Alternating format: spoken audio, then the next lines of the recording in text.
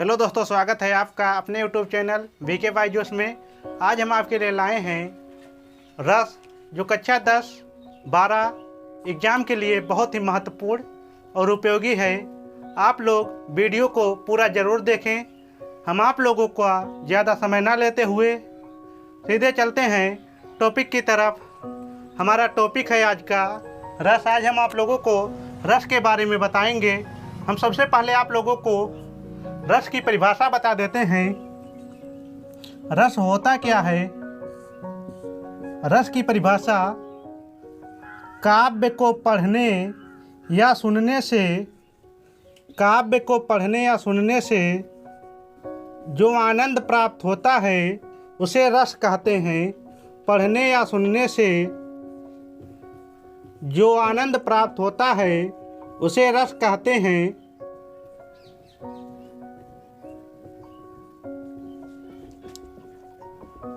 आनंद प्राप्त होता है उसे रस कहते हैं। हमारा अगला टॉपिक है रस कितने प्रकार के होते हैं। रस 9 प्रकार के होते हैं, उसे रस कहते हैं।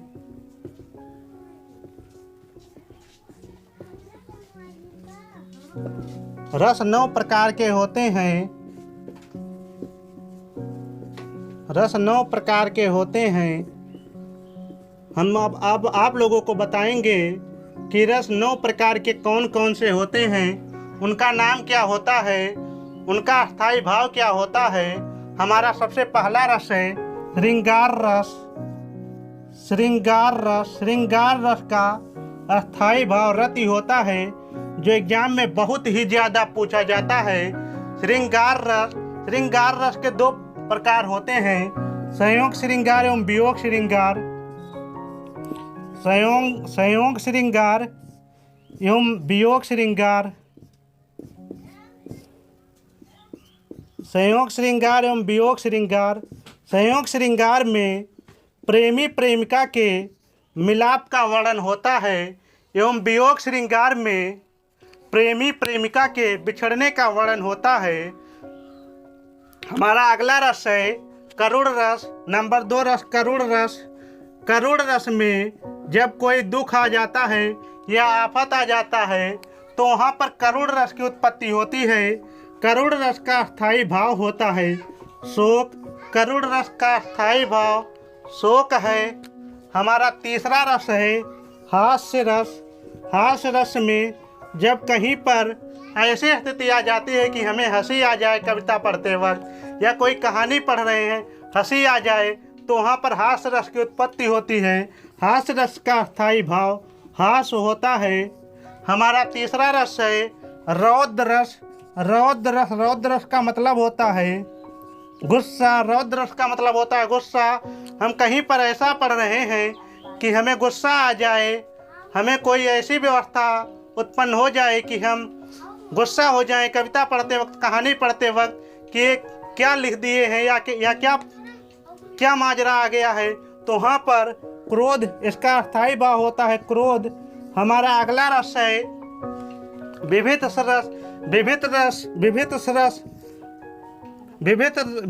रस का होता है जुगुप्सा। विभिन्न रस का मतलब होता है घिनावट। कहीं पर ऐसी चीज़ आ जाए कि हमें पढ़ते पढ़ते घिनावट उत्पन्न हो जाए तो वहाँ पर विभिन्न रस की उत्पत्ति होती है, जिसका स्थायी भाव है जुगुप्सा। विभिन्न रस का स्थायी भाव है जुगुप्सा। हमारा अगला रस है भयानक रस। भयानक रस का मतलब होता है कि हमें कहीं पर डर लगने लगे पढ़ते वक्त। कहीं पर ऐसा होता है कि पढ़ते पढ़ते वक्त डर लगने लगता है, तो उस भयानक रस। अगला रस है भयानक रस। 6वां रस है भयानक रस। भयानक रस का स्थायी भाव होता है भय। भयानक रस का स्थायी भाव होता है भय। हमारा अगला रस है अद्भुत रस। अद्भुत रस कहीं पर ऐसा पढ़ने में मिलता है कि वो चीज़ यूनिक लगे, अद्भुत लगे, तो उसे अद्भुत रस कहते हैं। अद्भुत रस का स्थायी भाव होता है आश्चर्य, कि कहीं ऐसा होगा हम कल्पना ही सिर्फ मात्र करते हैं कि कहीं ऐसा होगा, अद्भुत आश्चर्य में पड़ जाते हैं। हमारा अगला रस है शांत रस। शांत रस हम पढ़ते पढ़ते कहीं पर ऐसा होता है कि मौन हो जाते हैं, कि वाणी को अपनी विराम दे देते हैं कि कहीं ऐसा होगा, तो वहाँ पर शांत रस की उत्पत्ति होती है। इसका अस्थायी भाव निर्वेद होता है। शांत रस का अस्थायी भाव निर्वेद होता है। हमारा 9वां रस है वीर रस। वीर रस वीर रस वीर रस का अस्थायी भाव होता है उत्साह। जब हम कहीं पर महाराणा प्रताप की कहानियाँ, रानी लक्ष्मीबाई की कहानियाँ पढ़ते हैं, स्वतंत्रता सेनानियों की कहानियाँ पढ़ते हैं, तो वहाँ पर वीर रस की उत्पत्ति होती है। कुछ विद्वान 10 रस मानते हैं, तो कुछ 9 मानते हैं, तो कुछ 11 मानते हैं। इसको लेकर विद्वानों में मतभेद है। कुछ विद्वान 10वां रस वात्सल्य रस मानते हैं। 10वां रस वात्सल्य मानते हैं। वात्सल्य मानते हैं। वात्सल्य रस का भी अस्थायी भाव रति होता है। यही श्रृंगार रस का भी होता है। जब माता को अपने पुत्र से जो प्रेम होता है तो उसे वात्सल्य रस कहते हैं। और श्रृंगार रस में होता है प्रेमी प्रेमिका के वर्णन का होता है। कुछ विद्वान 11वां रस भक्ति रस को मानते हैं। भक्ति रस को मानते हैं। भक्ति रस का अस्थायी भाव भक्ति होता है। अस्थायी रस भक्ति होता है। जब भगवान से भक्ति होती है तो उसे भक्ति रस कहते हैं। हम आप लोगों को नेक्स्ट वीडियो में इसका पूरा सॉल्यूशन सहित बताएंगे। अगर आप लोगों को वीडियो अच्छी लगी हो तो वीडियो को लाइक करें। हमारे चैनल वीके बायजूस को सब्सक्राइब करें। ज़्यादा से ज़्यादा वीडियो को शेयर करें। मिलते हैं नेक्स्ट एपिसोड में।